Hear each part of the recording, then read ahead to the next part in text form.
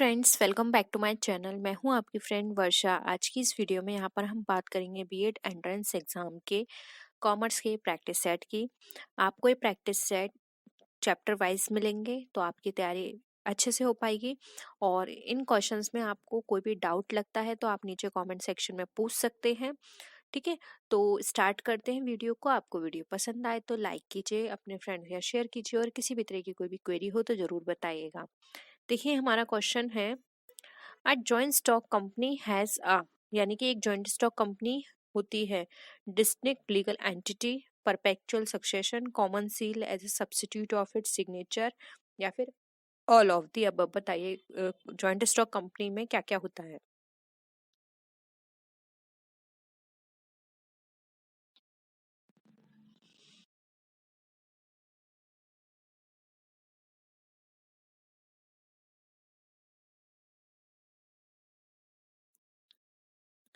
देखिए, यहाँ पर राइट आंसर हो जाएगा डी, क्योंकि ऑप्शन एक है डिस्टिंक्ट लीगल एंटिटी। इसकी एक लीगल एंटिटी होती है, सेपरेट है।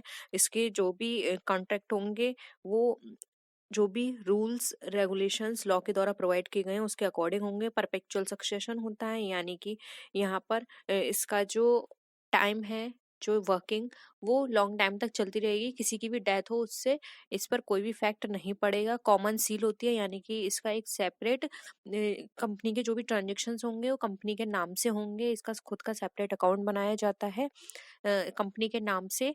तो कॉमन सील इसकी खुद की होती है, यानी कि कहीं भी साइन होंगे तो कंपनी के नाम से होंगे, किसी पर्टिकुलर बोर्ड ऑफ डायरेक्टर के नाम से वहां पे साइन नहीं होंगे किसी भी कॉन्ट्रैक्ट पे। ठीक है, तो ऑप्शन डी यहाँ पे राइट आंसर हो जाएगा।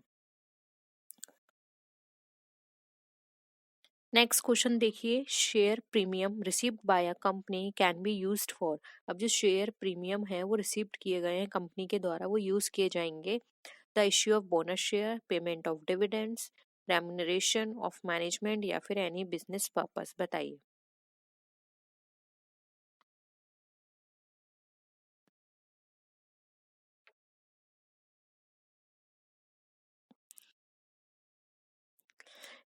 कंपनी ने share share premium issue receive किया है, वो किस में यूज कर सकते हैं हम? देखिए, कंपनी ने जो प्रीमियम रिसीव किया है वो हम सिर्फ और सिर्फ शेयर बोनस को, बोनस शेयर्स जो होते हैं उसमें उसको इशू करने के लिए कर सकते हैं। ठीक है, तो ऑप्शन ए राइट आंसर हो जाएगा। नेक्स्ट क्वेश्चन देखिए, which one of the following is the registered capital of the company. इसमें से कौन सी रजिस्टर्ड कैपिटल है कंपनी की? Paid up, authorised, uncalled up, या फिर रिजर्व।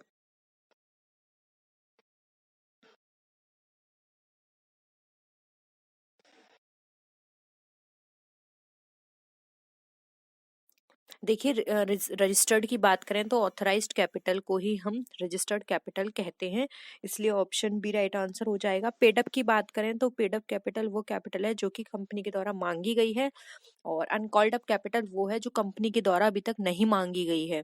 वहीं रिजर्व कैपिटल की बात करें तो रिजर्व कैपिटल वो कैपिटल होती है जो कि किसी पर्टिकुलर पर्पस के लिए रिजर्व करके रखी जाती है, वो रिजर्व कैपिटल कहलाती है। तो यहाँ पे ऑप्शन बी हमारा ऑथराइज्ड कैपिटल राइट आंसर हो जाएगा। नेक्स्ट क्वेश्चन देखिए, which of the following is not a current liability. अब इसमें से कौन सी करंट लाइबिलिटी नहीं है? Unclaimed dividend, minority interest, bills payable, bank overdraft.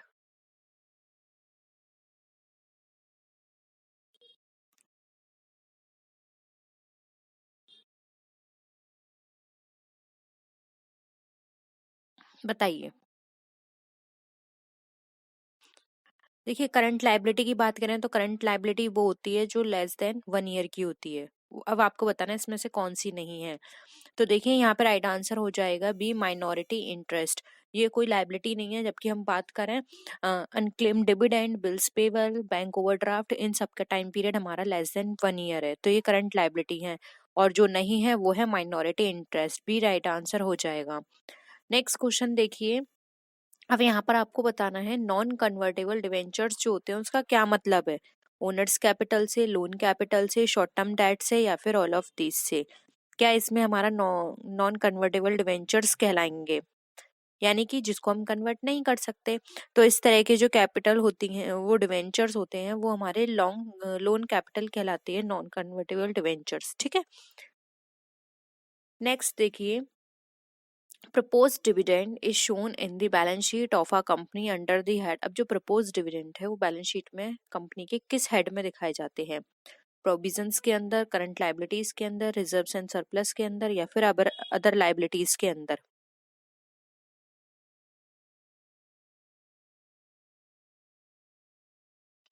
ये कहाँ दिखाए जाएंगे? प्रोविजंस में। ठीक है, प्रपोज डिविडेंड हमारे प्रोविजन हेड में शो किए जाते हैं। ऑप्शन ए राइट आंसर हो जाएगा। नेक्स्ट क्वेश्चन देखिए, that portion of the share capital which cannot be called up except on the winding up is known as. यानी कि जब तक वाइंडिंग अप नहीं होता तब तक ऐसा शेयर कैपिटल का कौन सा पोर्शन है जिसको भी मांगा नहीं जाता? Called up, paid up, authorised, या फिर रिजर्व कैपिटल?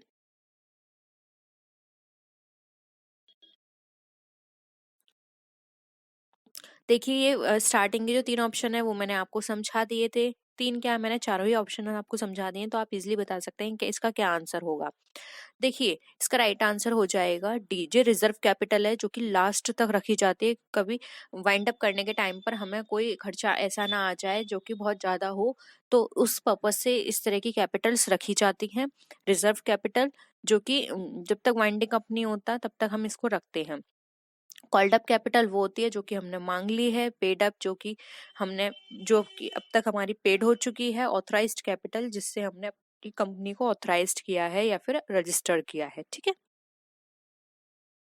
नेक्स्ट है इंटरिम डिविडेंड इज शोन। अब जो इंटरिम डिविडेंड है वो हमारा दिखाया जाता है कहाँ? पेंडल अकाउंट में, पेंडल अप्रोप्रिएशन अकाउंट में, on the asset side of the balance sheet, या फिर on the liability side of the balance sheet? कहाँ की तरफ दिखाया जाता है ये?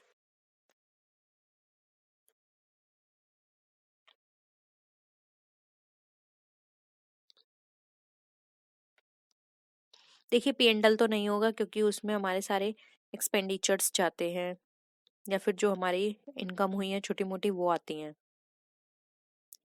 ये हमारा दिखाया जाता है P and L appropriation account में। ठीक है, ऑप्शन बी राइट है। अब यहाँ पर क्वेश्चन देखिए, balance sheet balance in share forfeiture account is shown in the tail in the balance sheet under the head. यानी कि जो शेयर फॉरफीचर अकाउंट का जो बैलेंस है वो बैलेंस शीट के किस हेड में दिखाया जाता है? Current liabilities and provisions, reserves and surplus, share capital, या फिर अनसिक्योर्ड लोन?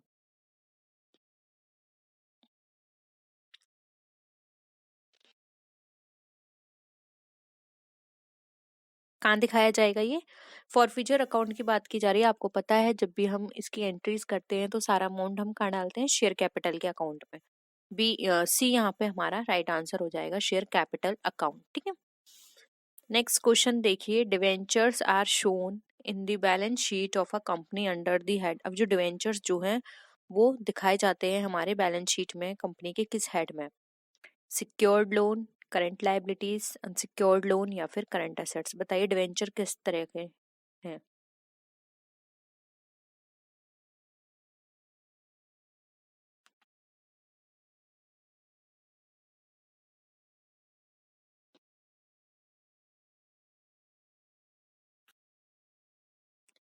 क्या हो जाएगा?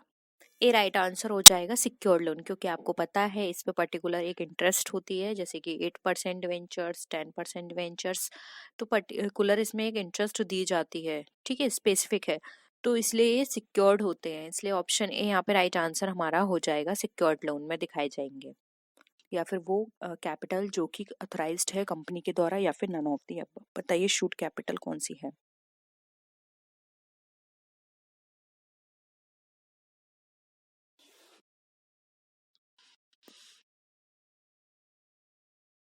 मैंने देखिए ये आपको सारे टर्म बताए थे। इशूड कैपिटल वो कैपिटल होती है जो कि कंपनी के द्वारा जो ऑथराइज्ड है और उसमें से कुछ पार्ट इशू कर दिया गया है। ठीक है, वो हमारा इशूड कैपिटल कहलाता है। इसलिए ऑप्शन ए यहाँ पे हमारा करेक्ट हो जाएगा। क्लियर है क्वेश्चन? नेक्स्ट देखिए, right shares means the shares which are issued to the directors of the company, first offered to the debenture holders, first offered to the existing shareholders, issued by a newly formed company? बताइए। Right share का मतलब कौन से share से है?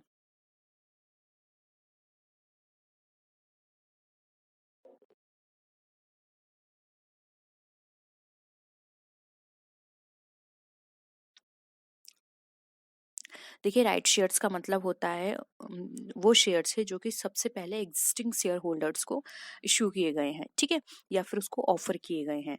वो यहाँ पे राइट आंसर हो जाएगा option D, sorry C. Option C यहाँ पे हमारा करेक्ट है। नेक्स्ट क्वेश्चन देखिए, एक कंपनी है जो कि डिफाइन की गई है कि एक कंपनी हैज बीन डिफाइंड, यानी एक कंपनी डिफाइन की गई है as a company formed and registered under this act और any existing company under section, यानी किस सेक्शन के अंदर किसी कंपनी को डिफाइन किया गया है आपको वो बताना है।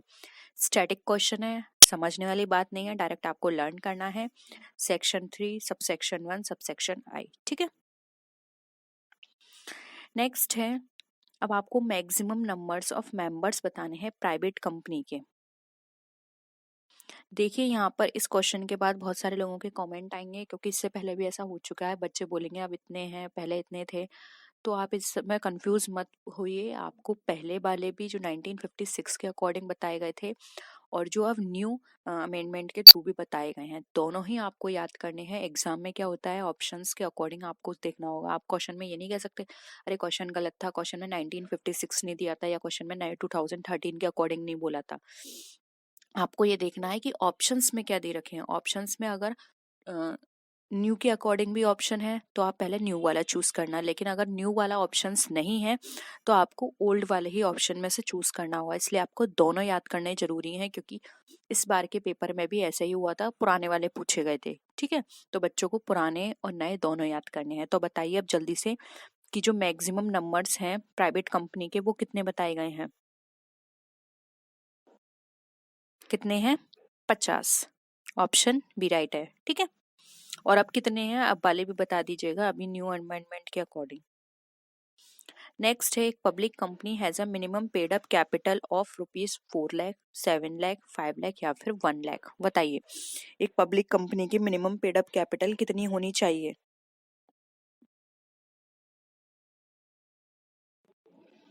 देखिए, एक पब्लिक कंपनी जो है उसकी minimum paid up capital 5 lakh होनी चाहिए, ठीक है। नेक्स्ट क्वेश्चन है, preliminary expenses are shown on the asset side of the balance sheet, liability side of the balance sheet, profit and loss account या फिर none of the above। बताइए, preliminary expenses हम कहाँ दिखाते हैं?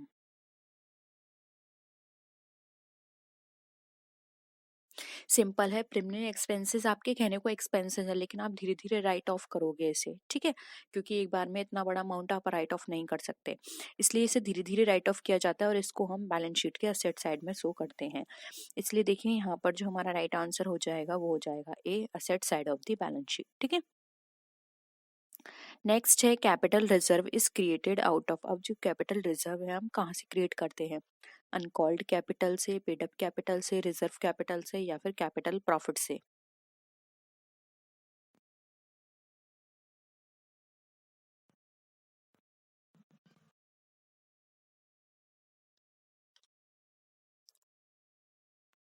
देखिए, कैपिटल रिजर्व की बात की जा रही है तो ये हम कैपिटल प्रॉफिट से क्रिएट करेंगे, ठीक है। ये इससे हम क्रिएट नहीं कर सकते, ये कैपिटल प्रॉफिट से ट्रीट किया जाएगा, क्रिएट किया जाएगा, ठीक है। नेक्स्ट है, capital reserve is disclosed on the liability side of the balance sheet under the head. अब जो कैपिटल रिजर्व है किस हेड में आप डिस्क्लोज करते हैं? इन्होंने लायबिलिटी साइड तो बता दी कि लायबिलिटी साइड होते हैं, लेकिन किस हेड में होते हैं वो आपको बताना है। ऑप्शंस के अकॉर्डिंग भी आप इजीली बता सकते हैं। देखिए, प्रोविजंस तो नहीं होगा क्योंकि ये कोई प्रोविजन नहीं है, शेयर कैपिटल भी नहीं हो सकता, लाइबिलिटीज भी नहीं। सिंपल है, रिजर्व एंड सरप्लस के अंदर ये शो किया जाएगा, ठीक है। नेक्स्ट देखिए, a company can buy back it's, एक कंपनी कर सकती है बाय बैक इट्स, अपने क्या कर सकती है?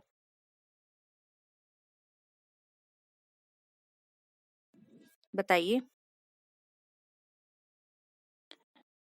A company can buy back it's equity shares, ठीक है, अपने इक्विटी शेयर्स को वो खुद परचेज कर सकती है। नेक्स्ट है आपको सेक्शंस बताना है कंपनीज एक्ट का, जहाँ पे रिस्ट्रिक्ट किया गया है use of the amount collected as premium on security, यानी सिक्योरिटी बेस में आपने जो प्रीमियम कलेक्ट किया है उसके यूज पर रिस्ट्रिक्शंस बताई गई हैं कि ये यहाँ यहाँ यूज कर सकते हैं या नहीं कर सकते। वो किस सेक्शन के अंदर है, 78, 87, 83 या 77?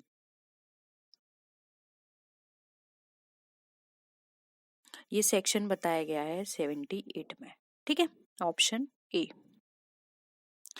नेक्स्ट है कंपनी विल हैव टू पे interest dash on calls in advance. बताइए कॉल्स इन एडवांस पे कितने परसेंट इंटरेस्ट पे किया करेगा कंपनी?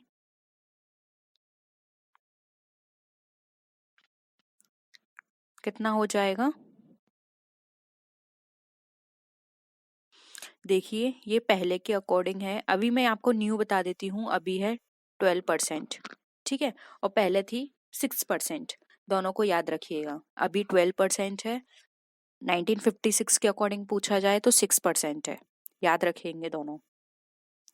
नेक्स्ट है for how many days the company must give a notice to the defaulting shares holder. देखिए मैं एक बार और आपको बता दूं, यहाँ पर मैंने 12 क्यों चूज किया, क्योंकि 12 दे रखा था। अगर यहाँ पे ऑप्शन में 12 नहीं होता तो मैं 6% चूज करती, ये मैं खुद एज्यूम करती कि 1956 के अकॉर्डिंग पूछा गया है। आप ये मत करना अरे उसमें क्वेश्चन में 12 नहीं था, क्वेश्चन ही गलत था, ऐसा नहीं है। कई बार वो इस तरह की चीजें आपको खुद से ज्यूम करनी होंगी कि 6% दे रखा है यानी कि पुराने के अकॉर्डिंग पूछ रखा है, लेकिन यहाँ पे 12 भी दे रखा है तो मैं 12 को टिक करूंगी, ठीक है। नेक्स्ट देखिए for how many days the company must give a notice to the defaulting shares holder before forfeiting his shares. बताइए एक कंपनी को नोटिस दिखा देना होगा डिफॉल्टिंग शेयर होल्डर्स को फॉरफिचर करने से पहले कितने, 18 डेज, 14 डेज, 1 मंथ या फिर नन ऑफ दीज? कौन सा राइट आंसर हो जाएगा? कितने दिन पहले उसको नोटिस देना होगा? उसको नोटिस देना होगा 14 दिन पहले, ठीक है, बी यहाँ पे राइट है। नेक्स्ट क्वेश्चन देखिए which type of debentures are transferable by mere delivery.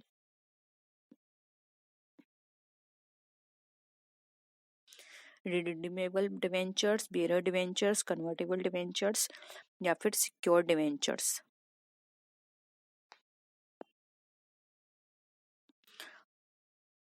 ये डिवेंचर हमारे कहलाते हैं बेयर डिवेंचर, यानी जिसके पास होंगे उसी का इस पर राइट होगा, ठीक है। नेक्स्ट है premium received on debentures is credited to, यानी कि हमने डिवेंचर पे जो भी प्रीमियम रिसीव किया है वो हमारा क्रेडिट किया जाएगा कहाँ पे, premium on debentures account, loss on debentures account, securities premium account या फिर नन ऑफ द अबव? बताइए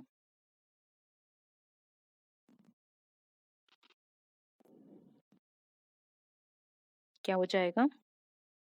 सी राइट आंसर हो जाएगा, securities premium account, okay.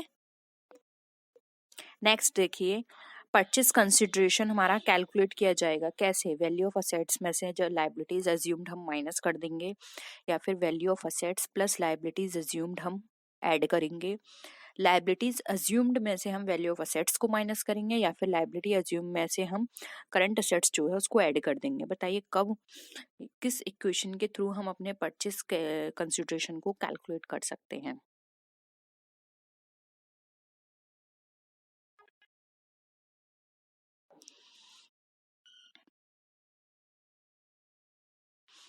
Simple है, देखिए जितनी भी हमारे पास असेट्स हैं उसमें से हमारी जितनी भी लाइबिलिटीज हैं उसको हम माइनस कर देंगे तो जो रिमेनिंग बैलेंस है वो हमारा परचेस कंसिडरेशन कहलाएगा, ठीक है।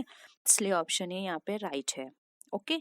तो आज के क्वेश्चंस होप यहाँ पे सारे आपको क्लियर हैं, किसी भी टर्म में आपको डाउट है वो आपको नहीं समझ में आ रहा है प्लीज बता दीजिएगा, हम उसका मीनिंग डिस्कस कर लेंगे। किसी भी क्वेश्चन में डाउट हो वो भी आप नीचे कमेंट सेक्शन में बता दीजिएगा, ठीक है। तो आई होप आपको वीडियो पसंद आया होगा, वीडियो पसंद आई तो लाइक कीजिए, फ्रेंड्स के साथ शेयर कीजिए, और किसी भी तरह की कोई भी क्वेरी हो तो ज़रूर बताइएगा। तो नेक्स्ट वीडियो में मिलते हैं आपसे, तब तक के लिए टेक केयर, बाय बाय।